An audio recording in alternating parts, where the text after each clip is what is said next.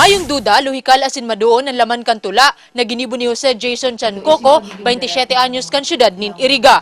Kampiyon siya kan National Poetry Contest ngunya na taon na pigpadrinuhan kan Homelife sa Catholic Magazine na 50 taon nang nasa sirkulasyon sa Pilipinas. Kato kaya, dahil pa man pigpiprint ang poetry, rini-recite. So dapat, inuuro-uro mo tayong audience pa. Well, modernism, pag inapod mo modernist poetry. Pigrekonusirman sa parehong kampyonato sa Estelito Jacob kan Naga City na second placer, Christian Cordero kan Iriga City na third placer, asinan Bicolano mang si Luis Cabalginto na nakabasing unyan sa Amerika. Enterong miyembro ang mga inikan kabulig Bikol, ang organisasyon ng Bicolanong poet sa nasyon. Aminado ni Chancoco, nahiligan niya ng gadaan literatura, bagay na diit sa nasubot ng mga individual ang nagkakaigwanin interes. If more people would read poetry, this would become a better country. More enlightened, more politically mature, wiser. Riza Mostar, Patrol kan Pilipino.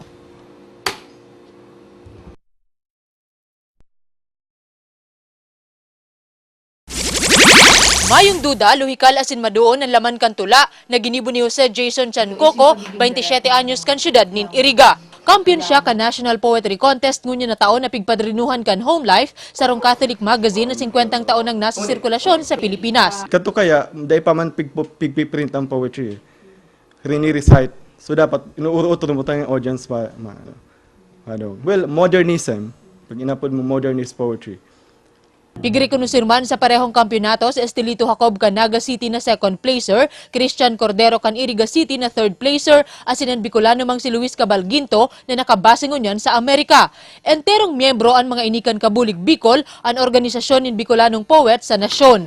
Aminado ni Chancoco, nahiligan niya ng gadaan literatura, bagay na diit sa nasubot ng mga individual ang nagkakaigwanin interes.